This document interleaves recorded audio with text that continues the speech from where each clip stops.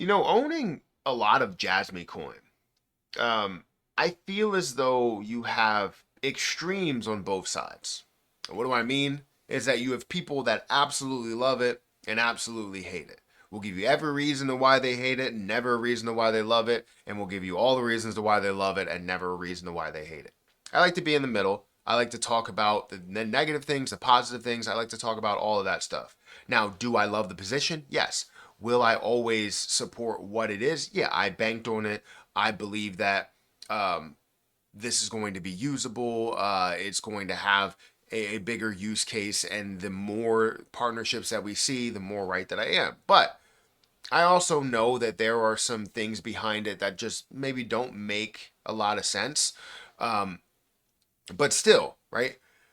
As I'm invested into it, as I believe into that position, I talk about um, major positives. But some of the negatives that some people bring up is that, let's say, the holders, right? The fact that large wallets hold it and that it's all going to come to zero because that's the reason why it fell the first time. And that's not entirely true, right? The largest wallets are not who you think they are. And then also, that's not the reason why it fell the first time. So I want to talk about that in this video. Maybe open your eyes just a slight bit if you are on the negative side of Jasmcoin. And if you are on the positive side of Jasmcoin, just give you maybe more of a reason to like it, I guess. So, guys, hit the like button, hit that subscribe button, hit the notification bell for more of these videos. Also, make sure you check out some of the links that are down below. It does help out the channel. And if you guys want to follow me on Twitter, follow me on Patreon at Perry8K, you can follow me over there. Don't forget about my link for BTCC down below. That's at the top of the description. If you guys are interested in, free money, because there is free money aspect to it, feel free to check it out. You get a 10% deposit bonus on your first time deposit. Extra bonuses up to $10,055. Enjoy up to 40% lower trading fees. So you're also getting free money in that aspect of it. You can trade up to a 500x leverage with no VPN, no KYC that's required. And more on the free money side, there's a giveaway. They're doing a giveaway until the end of the month. If you sign up, deposit, and trade by February 28th, you will be entered to win a 375 USDT giveaway. And it's sent out to 2 different people. So honestly, get your name in the hat because it's free money. I don't like to pass up free money. And that truly is free, especially if you know what you're doing trading wise, because you can make money here and then also get the free money to now make money from that free money.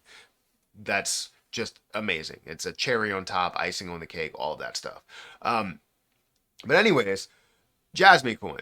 I have 3 million Jasmy in my possession. I currently am sitting at a 60% of a penny level, which is above my cost basis, and it's about 1.3K. I think it actually has decreased today, so let me go ahead and refresh this so we can get an accurate price.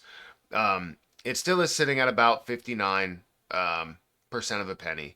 I am down today. Today's return is down by 1.74%, and unrealized gain is sitting at $1,075.51, or 6% gain.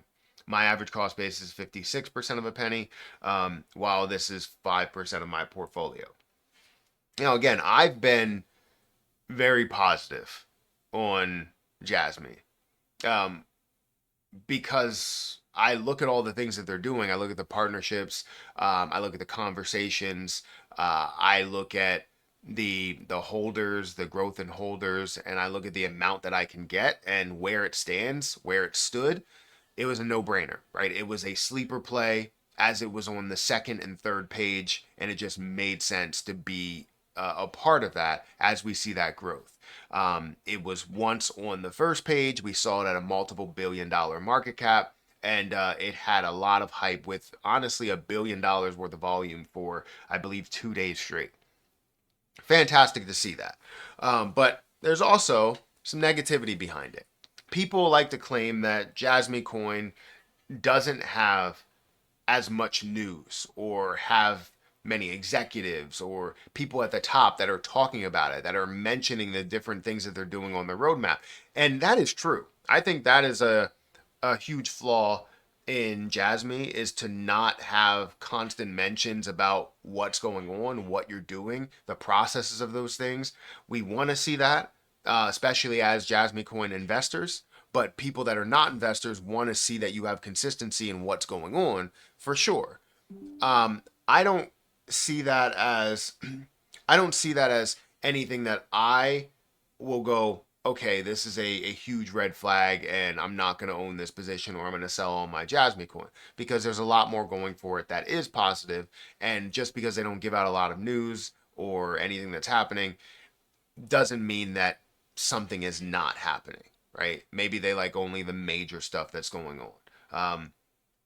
And that's what I'll say about that. But also, people will say something about the top holders. Who are the top holders in Jasmy? So, who owns the most Jasmy crypto? The top 10 Jasmy holders collectively own just over 9% of the total circulating supply, showing a notable decline in concentration compared to previous years. Major exchanges continue to dominate the richest wallet list, led by Binance, Revolt, and Crypto.com. These entities are understood to hold Jasmy primarily on behalf of clients rather than proprietary purposes.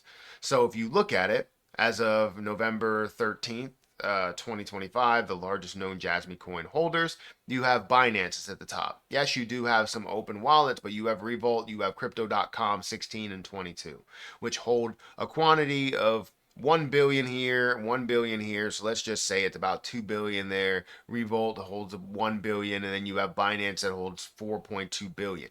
It is not something to worry about to say that, these large holders hold so much of Jasmy. We don't say that about businesses, to where when businesses will hold 50% of their own company, we're like, oh, you know what? It's a scam or something like that. And it's not. You know that they're looking to do so much with that and be majority owners to show that they do own it, right? As well as having, a board and all that other stuff. But with a cryptocurrency, it's a little bit different, because we look at meme coins and we go, if they hold a large portion of it, they can dilute it and they can just sell the crap out of it, and then we end up losing everything. That's not the case here. And while you see these big holders that hold about 9% of the total supply, we look at it and we go, all right, what's the purpose, or why did this fall in the first place? Jasmine coin fell, just to let you know. Jasmine coin fell because of dilution in the amount that was added to the circulating supply. In the beginning stages, there was less than a billion coins. It was like a very low percentage of circulating supply compared to the max supply. They did dilute and continue to dilute over time, which then gave them the entire supply that's out there. We are not going to see that again. You can see somebody that sells, but then I guarantee a lot of people are going to scoop that up, right? Because it's going to bring down the price of Jasmy coin, which then creates FOMO into it, because it's at a massively low price, and then you see these higher prices and higher and higher prices.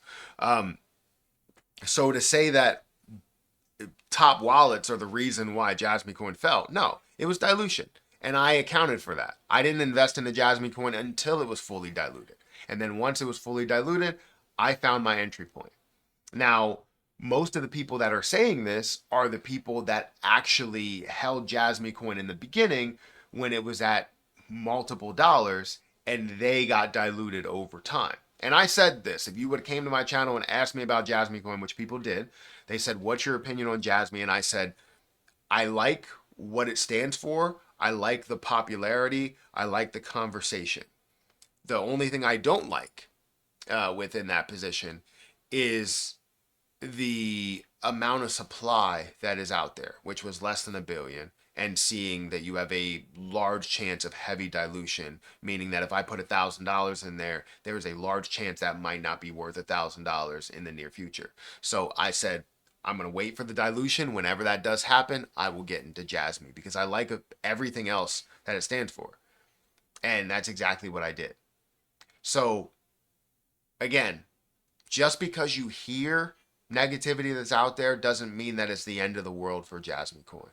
Those are the top holders, and the top holders aren't really, you know, creating a huge impact to anything because you have Binance, you have crypto.com, you have Revolt, you have exchanges that are holding majority of that top supply. So, yeah, pretty interesting. So I want to know what you guys think about it. Hit that like button, hit the subscribe button, hit the notification bell for more of these videos. I got to get out of here, and I will catch you guys in the next one. See ya.